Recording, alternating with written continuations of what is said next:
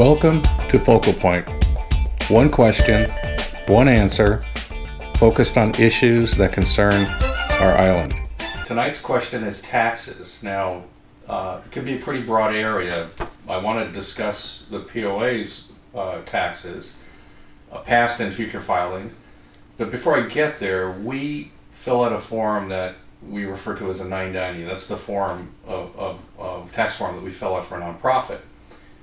Maybe you can tell the community if you have any experience with nonprofit taxes, the 990s, and if you have any prior experience with the IRS reviewing nonprofit taxes. Yes, fortunately or unfortunately, I've had a lot of experience with the 990 and nonprofit taxes. At present, I am president of the Corpus Christi Council of the Navy League, which is a 501c, and I'm also president of Corpus Christi Live, which is also a 501c. We file those nonprofit taxes every year, the 990 you discuss, and part of that is we have to list all of our conflict of interests. We have to list what everyone does for a living. It's very specific, and then I have to sign that all of the above is true. We have one thing where in one organization, our Navy League, one of our members of our board is also the director of the USL. And we had to file extensive letters that there was no conflict of interest here and that she recused herself from any discussions involving the USL. She did not vote, she did not comment.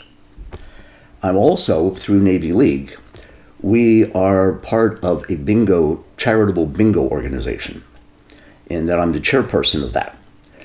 The way Texas law goes is a company, a bingo corporation, in our case the Golden family out of San Antonio, actually runs the show, but they have nonprofits who are the sponsors of the show.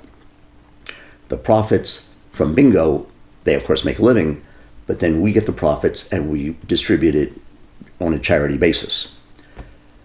This comes out, we get about $50,000 to $60,000 a year from the bingo organization. And then on my 990s, I have to fill out exactly who I gave that money to, charitable organizations. I have to show the letter where you wrote to me and asked me to support this activity. Then they want my checkbook, and they want to see the letter from you thanking me for it. Last summer, I received a letter from the Texas Gaming Commission informing me I was being audited. It was nothing personal, it was just my turn.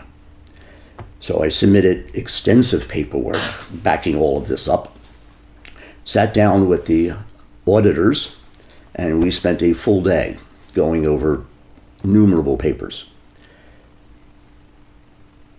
Then, a month later, I got a letter from the commission announcing they had found a $27 error. I'm dealing with $60,000. I made a mistake. On $27, I put it in the wrong line number. And they called me up and they said they knew it was not intentional.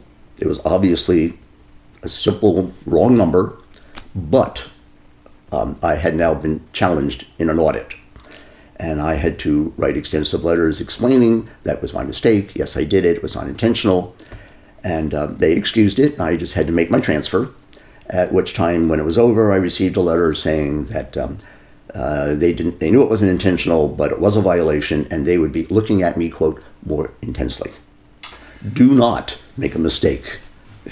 So the lesson here is, so the answer to my question is yes, you do have extensive experience with the 990s. You have been an officer signing 990s, and you've also had to deal with the Gaming Commission and the IRS in a review.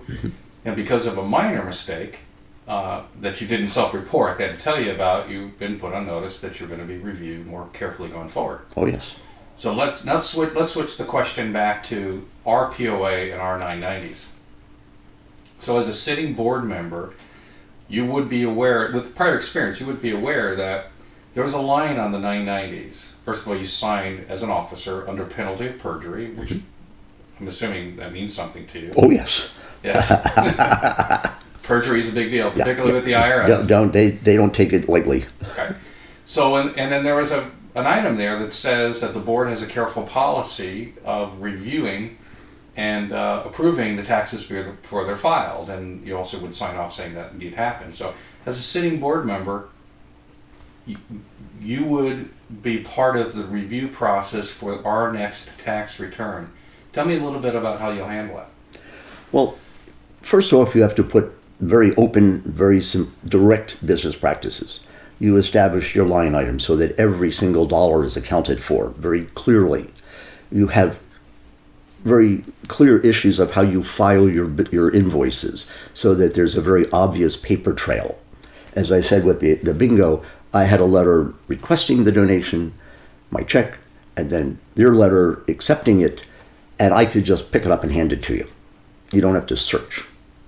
You have to have it that if you are audited, you don't want them looking and searching for things.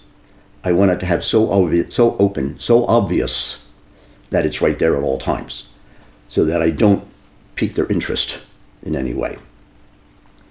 And we have to have that so that any member could look at it, where your money is going.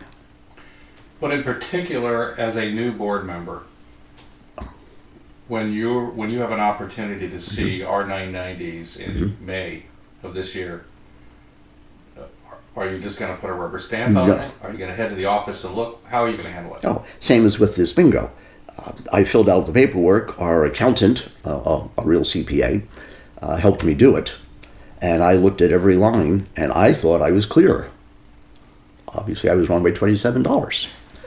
But certainly... But I thought I was clear, and I looked at every item. I sat down with the CPA, and when I was told I was going to be audited, I sat down with her again, and she gave me a crash course on what was going to be asked and how I was going to answer it.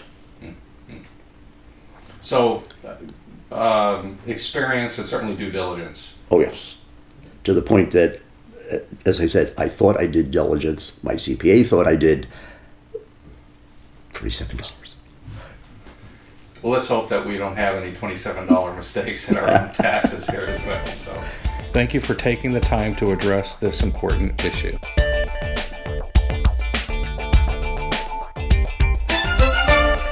Starry, starry night.